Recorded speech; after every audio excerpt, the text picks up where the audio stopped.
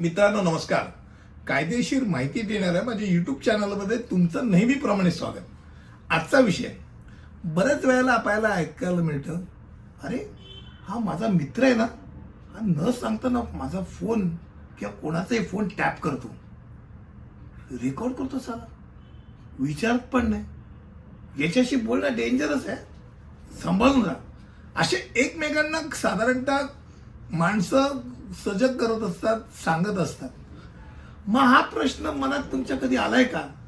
आणि आला असेलच ना, की परवानगीशिवाय तुमचे कॉल रेकॉर्ड करणं कायदेशीर आहे का? तर पहिली गोष्ट आपण माहिती करूया की फोन लाईन्स टॅप करणं किंवा कॉल रेकॉर्ड करणं हे भारताच्या संविधानाच्या म्हणजे इंडियन कॉन्स्टिट्यूशनच्या अनुच्छेद 21 प्रमाणे, आर्टिकल 21 प्रमाणे गोपनीयतेच्या अधिकाराचं उल्लंघन आहे. म्हणजे कॉन्स्टिट्यूशनल उल्लंघन आहे, हे डोक्यात राहू दे. आता फोन लाईन टॅप करणं किंवा संमतीशिवाय फोन कॉल रेकॉर्ड करणं हे गोपनीयतेचं उल्लंघन आहे घटनेच्या 21 कलमनुसार. पण त्या संदर्भात असा विशिष्ट कायदा नाही. फोन कॉलच्या रेकॉर्डिंगला संबोधित करणारा विशिष्ट कायदा अजून तरी नाही. मात्र एक नक्की की आपण सध्या ग्रुपमध्ये फोन कॉल असेल म्हणजे एकाच वेळेला एकापेक्षा अधिक लोकांचं एकाच वेळेला एकमेकांशी संभाषण होत असतं. अशा वेळेला समजा मी त्यातला एक सहभागी आहे आणि मी रेकॉर्ड करत असेल आणि जर रेकॉर्ड करण्यावरती काही बंदी नसेल आणि जर मी सांगतोय की मी फोन रेकॉर्ड करतोय तर कायदेशीर आहे. पण जर त्यातल्या एकाने जरी सांगितलं की नाही, हे आपण जे काही डिस्कशन करतोय बोलतोय हे रेकॉर्डिंग करणं मला मान्य नाही, तर तुम्ही जर त्याच्या एवढं सांगितल्यानंतर पण रेकॉर्ड केलं तर ते बेकायदेशीर होतोय, तर हे लक्षात राहू दे. मग काय होईल?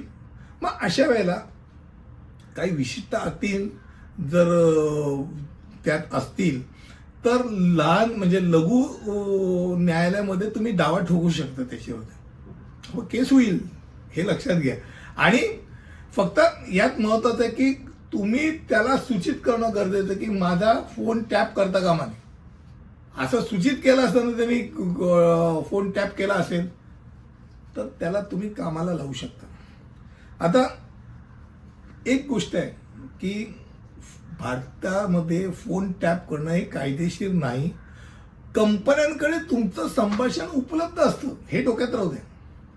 म्हणजे कुठची कंपनी घ्या, व्ही घ्या, वोडाफोन घ्या, रिलायन्स घ्या, सगळ्यांकडे तुम्ही जे काही एकमेकांशी बोलतात त्याचं फोन रेकॉर्डिंग उपलब्ध असतं. मात्र त्यांना ते दाखवणं किंवा कोणाला देणं हे कायदेशीर नाही.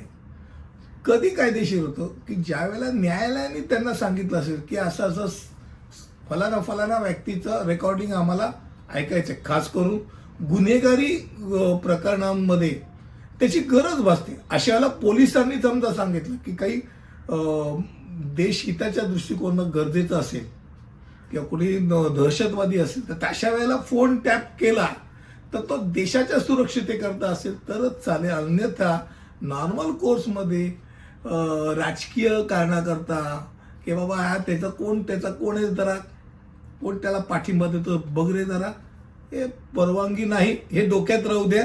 त्यामुळे एक डोक्यात अधिक एक गोष्ट सांगतो जाता जाता की फोनचं रेकॉर्डिंग केलं असेल तर ते न्यायालयामध्ये ते स्वीकार्य आहे, एव्हिडन्स म्हणून ते एक्सेप्ट केलं जातं. काही त्याच्यात मार्गदर्शक तत्व आहेत, त्याचं मार्गदर्शक तत्व पाळली असतील तर सर्वोच्च न्यायालयाने सांगितले की कॉल रेकॉर्डिंग हे एव्हिडन्स या स्वरूपात एक्सेप्ट केलं जातं. आजचा विषय, तुमचा फोन कोणी समजा तुमच्याशी गप्पा मारताना टॅप करत असेल, रेकॉर्ड करत असेल तर त्याला ते सांगणं गरजेचं आहे, हे भाऊ मला माझी परवानगी नाही रेकॉर्ड करायची. आणि मग त्यांनी काय केलं ना तर त्याची तुम्ही काशी करू शकता. कायदेशीर काय आणि बेकायदेशीर काय याची माहिती घ्यायची होती, मला वाटतं ती मिळाली असेल. पुढच्या व्हिडिओमध्ये असंच काहीतरी घेऊन येईल. तिथपर्यंत इथेच थांबतो. धन्यवाद.